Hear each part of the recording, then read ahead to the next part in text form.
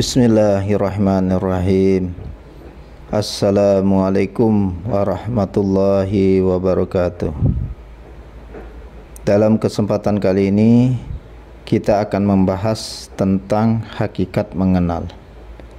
Bila mana telah mengenal ilmu mengenal diri, maka mengenal dia akan hakikat pencipta dan mengenal akan hakikat kehidupan.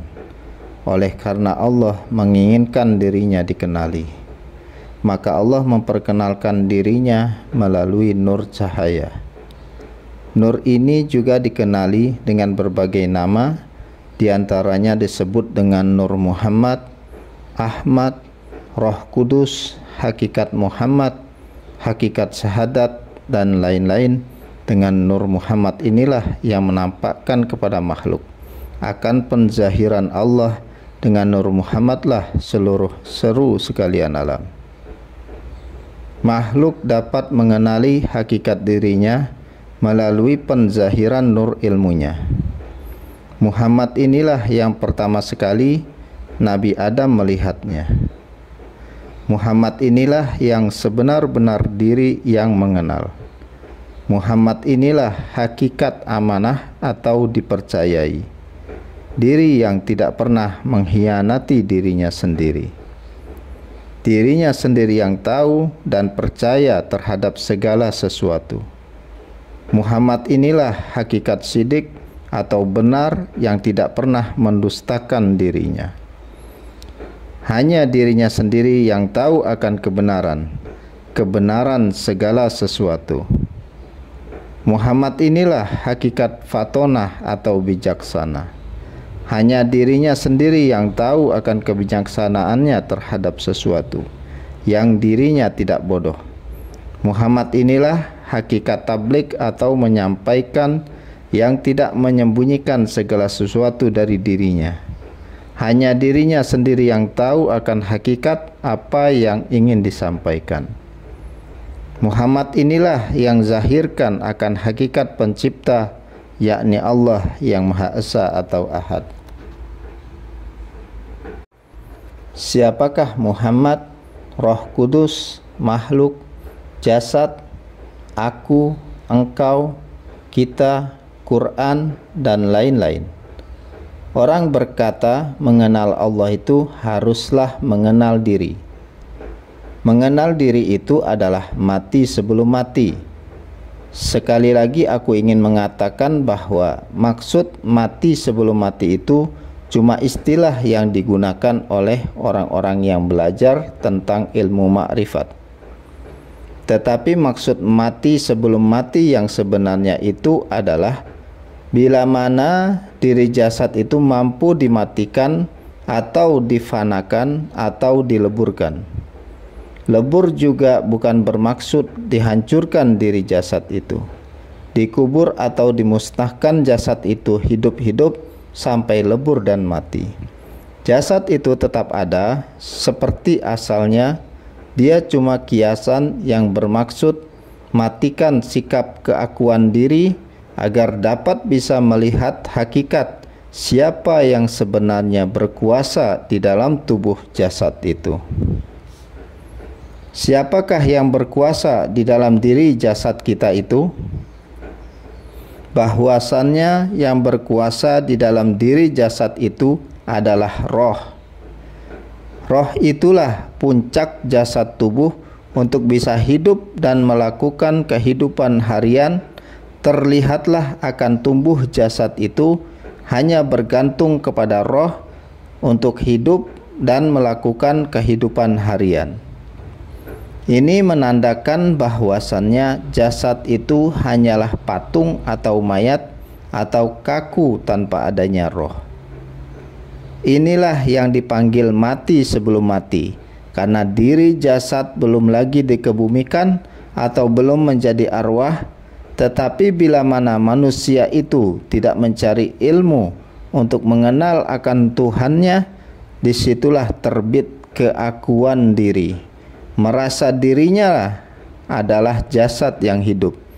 Dirinya yang berkuasa tanpa dia sadar bahwa diri itulah yang tidak mengenal akan roh yang sebenar-benarnya, yang menghidupkan dia, yang menggerakkan dia, yang berkehendak dan sebagainya. Bila mana merasa diri jasad itu ada, aku yang berkuasa, aku yang kuat, aku yang melihat, aku yang mendengar, dan lain-lain sebagainya, maka itulah yang dianggap tidak mati atau diri yang tidak mengenal hakikat diri yang sebenarnya diri, yaitu roh. Karena tidak mengenal diri, maka banyak orang yang mengaku, kemarin aku yang bersedekah, aku yang sholat, aku yang berzikir, dan seterusnya.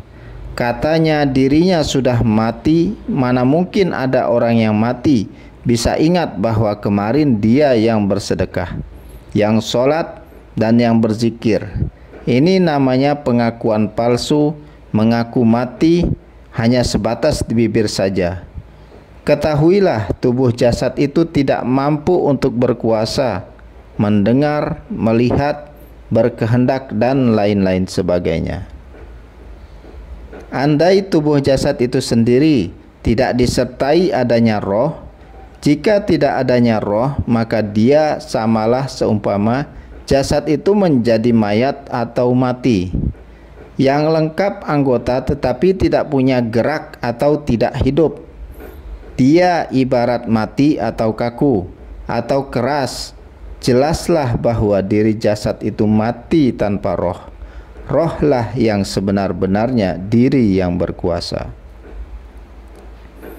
Roh itu sesuatu perkara, hal yang berkaitan dengan batin atau gaib yang tidak nampak. Bagaimana mungkin bisa mengenal sesuatu yang tidak nampak, sesuatu yang batin? Apakah bisa yang zahir itu mengenal yang batin?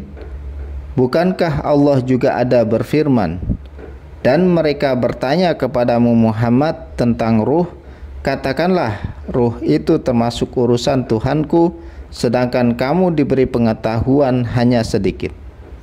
Al-Quran Surat Al-Isra ayat 85. Benar, roh itu memang urusan Tuhan, dan kita tidak akan diberikan pengetahuan tentang roh, melainkan hanya sedikit. Ketahuilah, yang mengatakan sedikit itu adalah Allah. Jadi, pengetahuan itu sedikit bagi Allah, namun sangat banyak bagi manusia. Lalu bagaimana caranya untuk mengenal roh? Caranya adalah lewat diri zahir. Tujuan terciptanya diri zahir itu untuk memperkenalkan adanya yang batin. Makanya wujud diri jasad atau makhluk bagi menzahirkan adanya roh. Tubuh jasad hanyalah makhluk untuk menzahirkan atau memperkenalkan akan adanya roh. Andai diri jasad itu tidak ada atau tidak berwujud, bagaimanakah roh itu bisa dikenal?